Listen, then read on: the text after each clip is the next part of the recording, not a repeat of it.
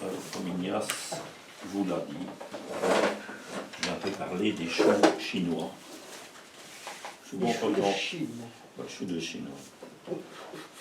Souvent, lorsqu'on achète quelque chose qu'on voit Made in Chine, hein, on a un petit peu, on frise un peu son nez, on dit bon, ça va pas être quelque chose, peut-être une babiole. Hein. Non, mais quand on achète quelque chose, souvent on dit ouais, j'ai des bricoles. Hein. Ouais. Alors bah, ici, les goûts chinois, je crois que ça vaut la peine de les découvrir si on ne les connaît pas. Et bon, un peu à la fois, les choux chinois ont pris leur place hein, chez nous. Bon. Allez, ça fait partie de la même famille botanique que nos choux à nous, les brassicacées. Donc. Et bon, mais ils se présentent sous d'autres aspects, ils ont un goût différent et surtout moins fort. Oui, très fort. Ouais. Alors l'avantage c'est qu'ils poussent très vite, donc beaucoup plus vite que les nôtres. Mais ils ont aussi besoin des conditions spécifiques. Et bon, ça c'est dû à leur région d'origine, hein, l'Asie. Bon, on va un peu voir ça un peu ensemble, quelles conditions ils ont besoin.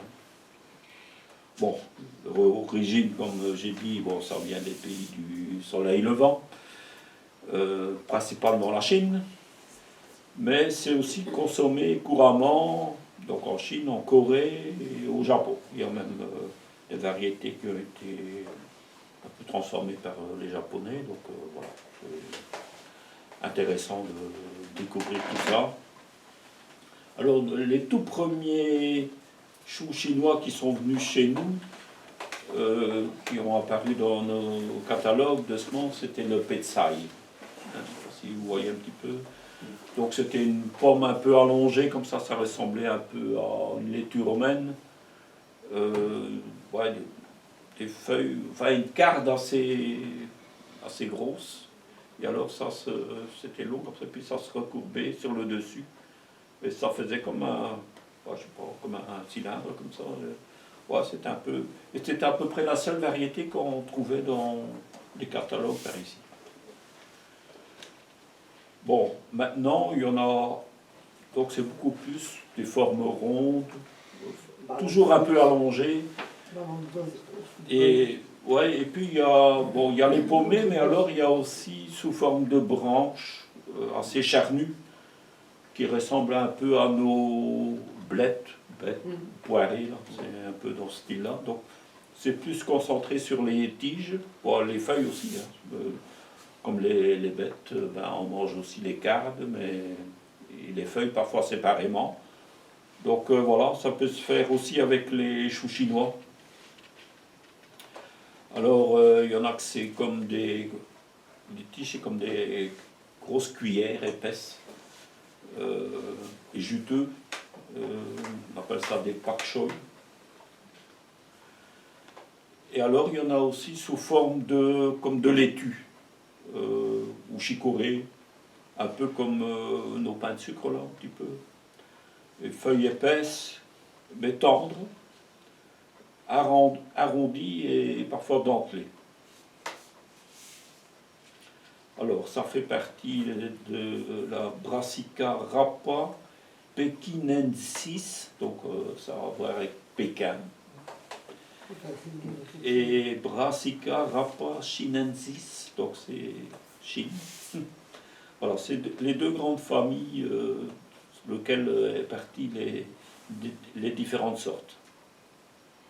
Alors ce chou, bon, c'est une plante bisannuelle parce que son cycle se termine l'année suivante, parce que chaque plante termine son cycle par une fructification, donc par des graines. Donc, mais bien sûr, elles sont cultivées en annuel, comme nos choux à nous. Alors, c'est comme j'ai dit, bon, nos choux européens sont plus ronds, tandis que les choux chinois sont un peu plus allongés.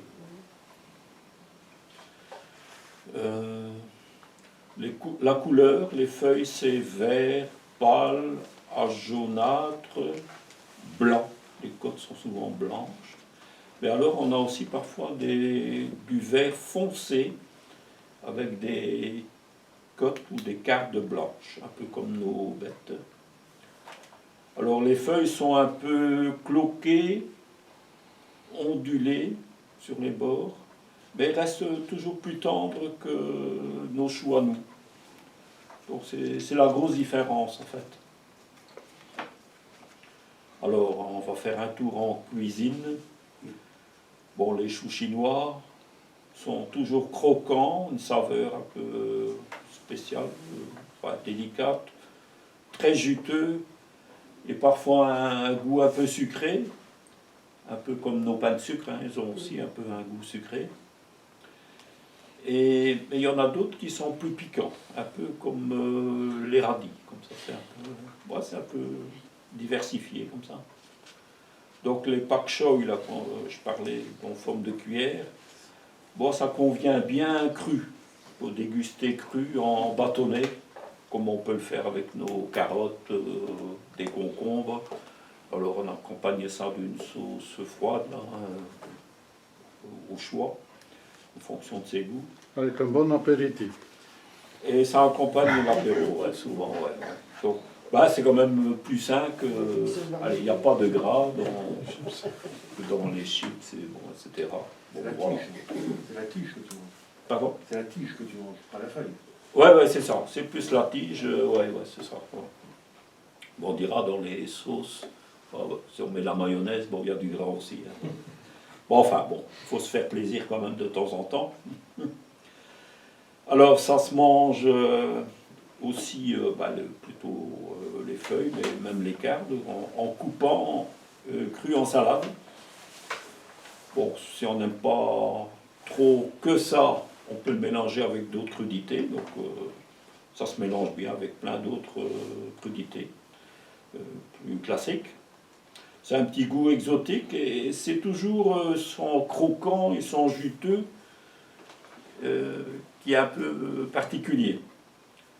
Bon, et c'est quand même riche en fibres, hein, donc c'est pas négligeable. Donc, le transit intestinal, ben voilà, ça donne son action. Alors, cuit, donc à la manière de nos blettes, et aussi en potage asiatique. Donc souvent on pense, voilà, le bouillon de poule, et avec des morceaux de ces lamelles de chou coupées, et avec du vermicelle de riz, et bon, un peu d'épices, ben, c'est bon. On découvre ça parfois, je ne sais pas s'il y a même des gens qui vont de temps en temps au restaurant chinois, ben voilà, c'est bouillon, moi je trouve que, et surtout que c'est épicé, là, bon, c'est bon. Alors en wok aussi, donc ils gardent leur croquant, donc il ne faut pas les cuire trop, et c'est une cuisson brève, et ça se marie bien avec l'huile, et alors d'autres condiments, hein, qu'on peut ajouter, le coriandre, des piments, ou des épices asiatiques, voilà. Tout ça, ça donne, je trouve, c'est quand même des plats différents des nôtres, et de temps en temps, ça, j'apprécie. Alors on peut aussi le consommer dans les fondus océanes, je ne sais pas si vous connaissez un peu ça, donc on cuit des morceaux de poisson ou des crustacés dans un bouillon d'eau, et avec toutes sortes de légumes, donc entre autres le chou chinois qu'on coupe comme ça en lamelles, et voilà, c'est cuit, et ça cuit constamment, et voilà, on a comme des petites louches là, avec des trous, et on met ces crustacés ou poissons là-dedans, et on laisse cuire, un peu comme une fondue, hein, et puis on retire, et en même temps, on a mis aussi des choux chinois dans le bouillon. On peut aussi ajouter des carottes, des navets, enfin des légumes racines que l'on cuit en même temps. Et lorsqu'on reprend ça en morceaux, voilà, on pêche aussi ces légumes. Et c'est vraiment bon aussi. Alors souvent, c'est accompagné de pâtes de riz très fines. sous forme de cheveux d'ange, on appelle ça aussi. Donc on jette une poignée, ça cuit très vite. Et voilà, on mange ça comme ça. Voilà, c'est des petits plats un peu particuliers, mais qu'on peut apprécier si on ne connaît pas. C'est très bon. Ouais. Voilà, Catherine est de mon avis. Donc, toi aussi. Voilà. On voit qu'ils vont souvent au restaurant. Hein. On sort sa petite épuisette, ça va très Voilà, et c'est convivial hein, aussi, on fait ça un peu ensemble. Voilà. Bon, on va un petit peu retourner au jardin. Comment on va cultiver toutes ces bonnes choses là, avant que ça ne passe en cuisine. Alors, les périodes de semis, bon, on dit dans les catalogues qu'on peut commencer à partir de mars jusqu'au mois d'août. Ben, je dois dire que les semis précoces, bon, ça aboutit souvent à la montaison prématurée. Donc l'idéal pour les pak choy, donc ceux à quart de là, c'est à partir de mai-juin.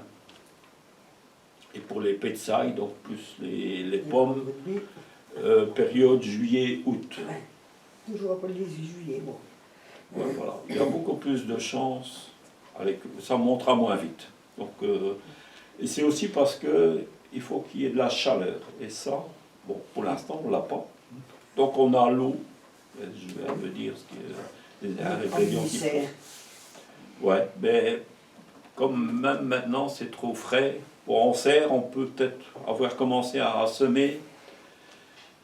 Mais voilà, je vais un peu dire après, parce que le repiquage, c'est pas l'idéal non plus. Donc pour le sol, il faut un sol riche, humifère, et une fertilisation ancienne, donc compost ancien qui a été par exemple déposé et étalé au printemps. Ça c'est l'idéal. Il faut savoir que le repiquage est toujours une période de stress et un risque de montaison plus tard. Peut-être qu'avec les alvéoles, semés en alvéoles, et qu'on garde la terre autour, et qu'on repique au fur et à mesure comme ça, je pense que ça peut encore aller, mais pas à racine nue. Quand on fait à racine nue, ouais, c'est pas ça, hein. Quand ça monte, on peut aussi manger ce qui est en fleurs et tout ça, mais après les côtes deviennent un peu plus dures, donc c'est plus la même chose. Hein. Mais si tu coupes les fleurs, tu ne vas jamais avoir ton ballon de rugby. Hein. Ah non, mais quand il monte à fleurs, de toute façon, c'est trop tard. Hein. Ah ouais. Non, non, il ne va pas former de pommes, ça c'est sûr. Alors, éviter les arrêts de végétation. Donc, par exemple, par manque d'eau ou par le froid. Bah, je vais dire le froid, non, la fraîcheur de la météo. Donc, en juin, juillet-août, comme maintenant, bah, c'est un peu frais. Donc, allez, il vaut mieux que c'est un peu plus chaud. Température, j'ai noté ça quelque part. 20-22 degrés. Ouais, c'est ça. Ouais. Donc, je l'ai noté, mais bon, je vois plus.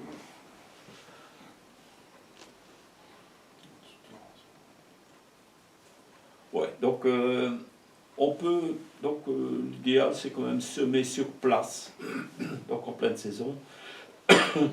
On sème en ligne et on éclaircit sur le rang. Et ce qu'on éclaircit, ben, on peut l'utiliser dans un mesclin, par exemple les jeunes pousses. Il ne faut pas essayer de les repiquer parce que ça va monter aussi vite. Donc des poquets, ou bien semer en poquets distants de 20 à 30 cm, plusieurs graines. Et alors on peut éclaircir et garder que un ou deux pour dire que ça a bien la place pour se développer. Alors un petit truc, c'est aussi étaler les périodes de semis. Donc par des semis consécutifs. Et comme ça, on se donne un peu plus de chances de réussir pour tomber dans un bon créneau, comme on dit.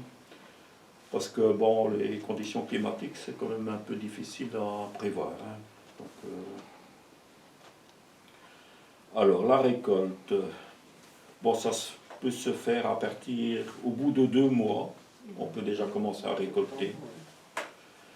Alors que nos choux à nous, ben, il faut minimum 5 à 9 mois, 7 mois, 9 mois. Donc c'est quand même plus rapide. C'est pour ça que les enfants ils naissent dans les choux. Ouais, je sais pas si en Chine ça va plus vite, hein, je pense pas. Quoi qu'ils ont limité Oui, il recommence. les naissances. Hein, Alors, en fin de culture, on pense parfois que ça résiste pas bien au froid, mais bon, jusque -5, ça peut aller, hein, donc ça résiste quand même.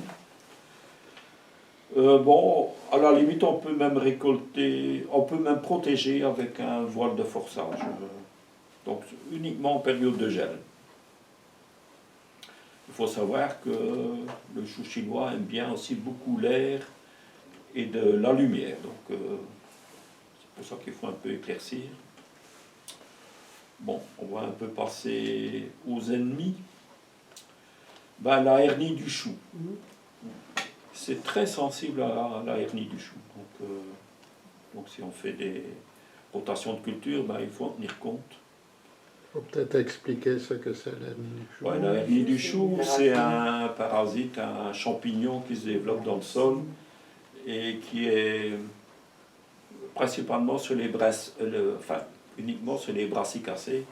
Donc si par exemple on a déjà cultivé des choux ou de la famille du chou, donc le navet, les radis, les choux, tout ça, ça fait partie de la même famille. Donc même un navet, c'est une brassicacée, il peut communiquer. C'est pas la pierrite, c'est le champignon qui est dans le sol. Et ce champignon-là, il se fixe sur les racines, sur les plantes brassicacées principalement. Donc, voilà, si on a une brassicacée avant, et surtout si on a eu la hernie, on risque de chaque fois reproduire les mêmes plantes et ce champignon reste sur place puisqu'il a chaque fois sa plante haute.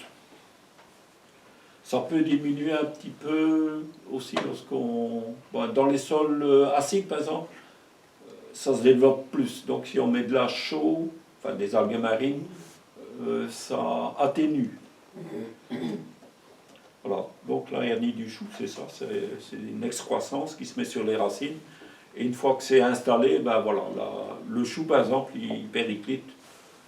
Quand il fait chaud, on voit que les feuilles tombent et fanent comme ça. Et dès qu'il fait moins chaud, il se redresse un peu. Mais quand on regarde dans le sol, il y a vraiment une grosse boule, une hernie qui s'est installée sur la racine. Et voilà, ça, c'est vraiment c'est une calamité quand on a ça. Et parfois on dit qu'il faut 5 à 6 ans avant que ce champignon disparaisse, avant qu'on ne remette cette culture-là au même endroit. Autre calamité, et ça c'est vraiment les chenilles. Ils adorent se mettre sur le chou chinois. Alors c'est toujours sous abri, moi. Ouais, parce que c'est vraiment perforé par la visite des chenilles. Alors, lorsqu'on décortique sa pomme, qu'il y a plein de... les chenilles, mais alors il y a les excréments des chenilles, donc c'est pas très appétissant. Hein. Donc voilà, le voile, ça peut aider beaucoup. Ils aiment bien, les limaces aiment bien ça aussi, ils s'installent là aussi parce qu'ils adorent, c'est un des légumes préférés. C'est très tendre pour eux. Et alors ils sont bien cachés là dans des feuilles qui sont à moitié serrées, donc ils arrivent à bien se loger. Ils ont tout, hein. Ils ont le confort et la bouffe en même temps. Donc, Le gîte couvert. Alors on peut parfois constater une pourriture des bords des feuilles et l'intérieur de la pomme. Et ça, c'est souvent dû aux trop fortes températures. Donc ça, on peut avoir, ça peut être un cancer. Et alors, quand il y a eu une fertilisation azotée exagérée, donc ça, c'est aussi propice à la pourriture des feuilles. Alors, on va passer, pour finir rapidement, les variétés qui sont dans notre catalogue, là. Des fraternités ouvrières.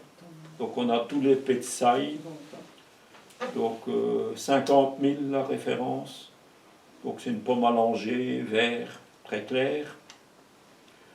Le China Express 51 000 lui pousse assez rapidement, de 50 à 55 jours, et donne une pomme de 1 à 3 kilos. Spécialement prévu pour printemps-été, celui-là. Alors plus loin, on a le Kyoto, avec 75 jours de culture, une pomme jusqu'à 3 kilos, convient plus pour l'automne. Alors on va passer au pak choi, il y en a différentes sortes, hein. Donc c'est plus pour les cardes, 50 010 à 50 067. J'ai aussi vu qu'il y avait un pak choi rubis, donc 51 035 à feuilles rouges. Bon, c'est un peu c'est rare, hein, c'est plutôt rare. Alors n'oubliez pas les Mizuna. Donc 50 070 à 50 073. Je le jette à la volée, moi. Ouais, donc ça c'est un peu un genre de chicorée frisé et à couper. Et ça résiste bien au froid et ça repousse tout l'hiver. Bon, il faut savoir que les jeunes feuilles seront forcément plus tendres et les feuilles plus anciennes, ben, on utilisera peut-être plus en cuisson les méthodes là, que j'ai dit. Et les jeunes, ben, c'est plus tendre, donc c'est plus pour les salades. Alors il y a le tatsoi. Donc ça pousse un peu en une grosse rosette, comme ça, c'est des tiges avec des petites feuilles arrondies comme ça, et ça s'étale comme ça fait comme une belle rosette, et ça tient assez bien au froid aussi, et ouais, c'est un peu étalé comme ça sur le sol. Tout se mange, non? Comment? Tout se mange? Ouais, c'est tendre, hein, ouais, tout est tendre, ouais, ça vaut la peine, c'est résistant. Alors j'ai vu qu'il y avait aussi des moutardes vertes chinoises qui sont classées là-dedans aussi. Geishou, 50 080, qu'on appelle aussi verdure des neiges, donc bon, c'est un épinard plus épinard chinois. Et la moutarde sérifon, en grande feuille verte et à bord frisé. Et j'ai vu qu'il existe aussi quelques hybrides F1, donc parfois pour mieux réussir la pomme, bon, c'est parfois intéressant de miser sur une hybride pour se donner un peu plus de chance. Ben voilà, je suis arrivé au bout de... Je ne sais pas s'il y a des questions là-dessus. Non. Non, je n'ai pas de problème. C'est elle qui prépare. Bon, ben, bonne fondue aussi, hein, salade chinoise, bon, ben, c'est encore un peu tout. L'adresse à Moscou, le restaurant chinois, c'est bien, hein? Asia, Ouais. c'est Mais c'est vrai que... Mais allez, la faut- fondue chinoise, tous les restaurants n'en font pas. Oui, c'est Parce que c'est particulier et c'est en général pour 2 ou 4 personnes. Ouais, ouais. plusieurs. etc. Ben, allez, c'est parfois intéressant. Ben, il faut un peu appareil parce que c'est un truc qui garde Oui, c'est la juste cuisson. une Mais, grosse coupe comme ça. ouais, mais on peut aussi le faire dans une casserole. Et, tant qu'on a un feu là, des beignets de sortie à la sauce. qui maintient l'ébullition, c'est bien. Oui. Ben voilà, ben, je vous souhaite un bon appétit et au mois prochain, un peu plus nombreux, j'espère.